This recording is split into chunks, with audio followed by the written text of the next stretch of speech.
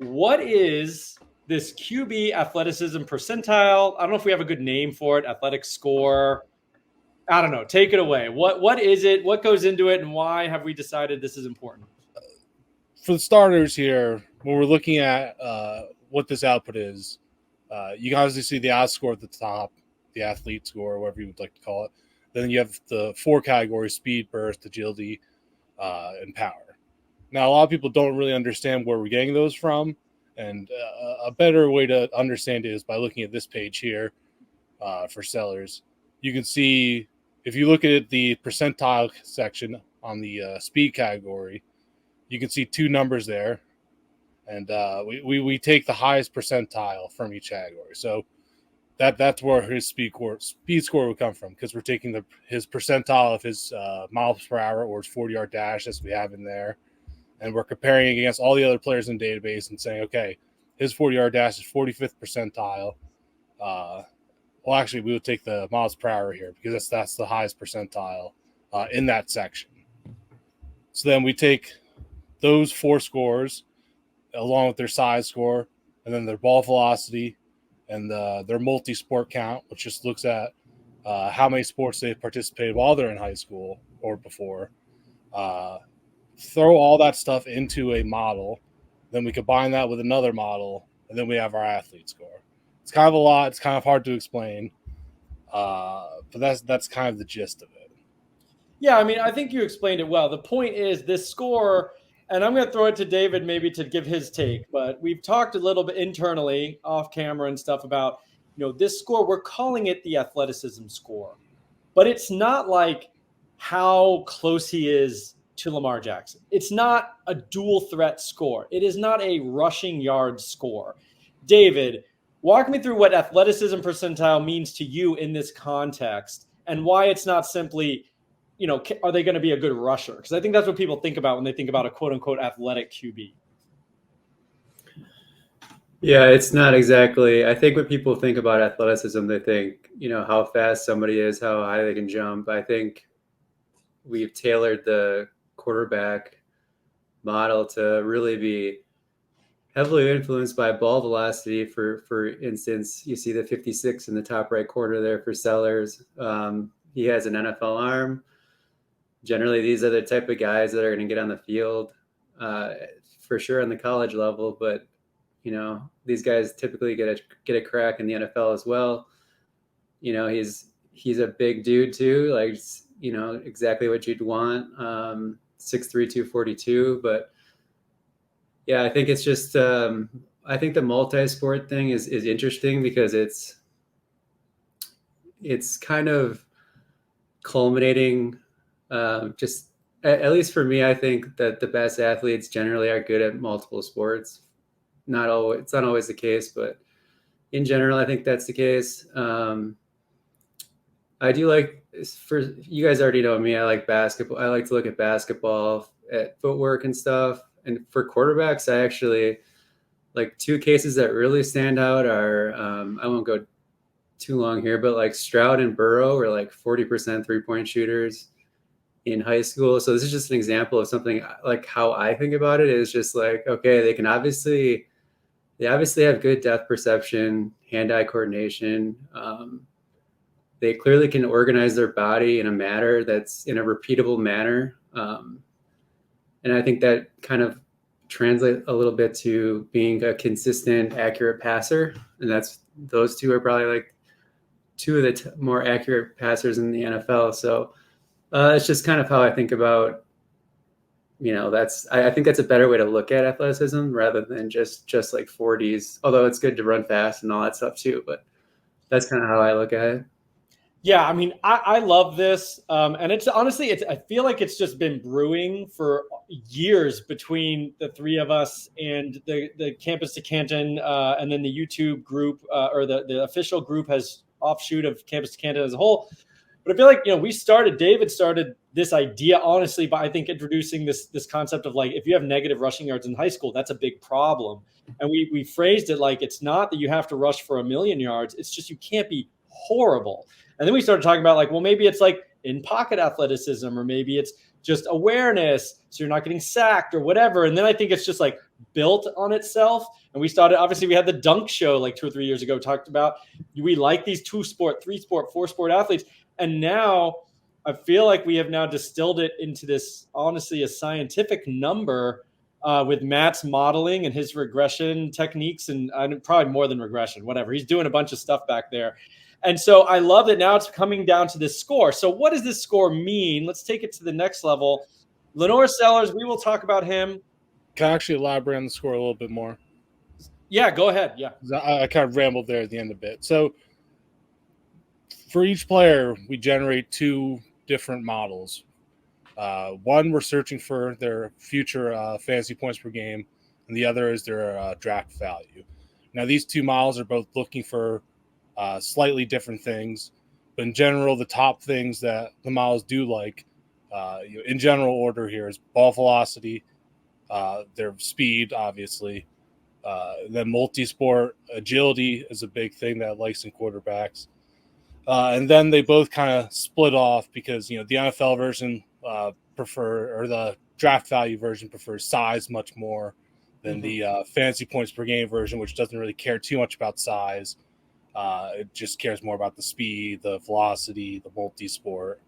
But then everything outside that kind of, dwindles down and matters a little bit less. But those are kind of the core things that generally likes the most. And then the final score is kind of a combination of both college fantasy points per game potential and NFL draft potential. And we've merged those for that final number. And NFL fantasy points per game. NFL fantasy points per game, which, bakes in draft capital because most guys who score fantasy points were drafted pretty high.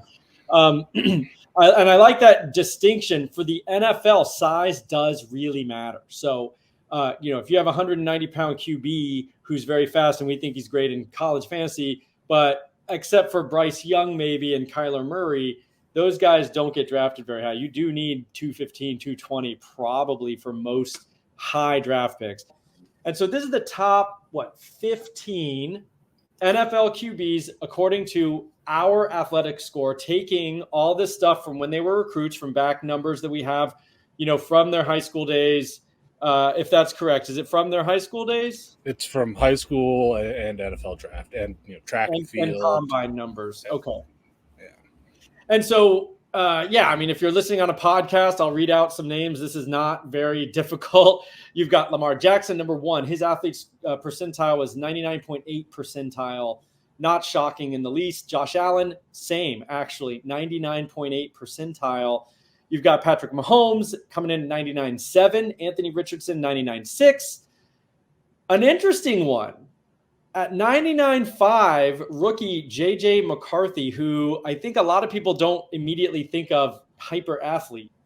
But, he had the ball velo, he had multi-sport, and he, just got drafted in the first round. That I think was surprising to a lot of people, especially heading into the draft process. But part of what this bakes in is we are also trying to account for what is the NFL like, who's going to get that high draft capital, and then therefore get a lot of chances in the NFL to succeed. And if we would have known this, if I would have known this myself, I might have picked up J.J. McCarthy in a couple of drafts before he was kind of a quote-unquote NFL prospect. Leading into last year, he was nothing. But if we knew this number, we could have maybe foreseen this happening. I think it's interesting, guys. 5 of the top 15 NFL QBs by athleticism score here are rookies. Do you think the NFL, is this just a random draft year? Or is this something that the NFL has cracked into as well? Obviously, maybe arrived at it in different ways. I think it's fascinating. 5 of these guys, McCarthy, Daniels, Joe Milton, Penix, and Caleb Williams, all 97 or above. I think it was just a culmination of guys from different recruiting classes just kind of lining up in the right draft class, really. Because, only Caleb Williams there was a true junior, I believe, and JJ. And JJ, yeah. And the rest are kind of, 4th and 5th and 6th. 6th. Yeah. So, I just think that's kind of just a chance thing where it happened that way. Obviously, a very rare class in terms of the physical talent that was there. And, most of these guys, like I said, so these are the top 15. And even at number 15, you've got Dorian Thompson-Robinson at 96.2. David, what are we thinking in terms of a cutoff here? I know we haven't officially labeled a threshold, but just kind of eyeballing it, we've kind of said 90 plus is where you really want to be for ultimate NFL upside. Although today you said you might feel comfortable into the 80s, mid 80s, where you're like, I think this guy's got a real shot. And below that, are we pretty nervous? Yeah, I'd be most confident in 90 and up. 85, probably a decent benchmark. We talked about how Stroud was right at 85.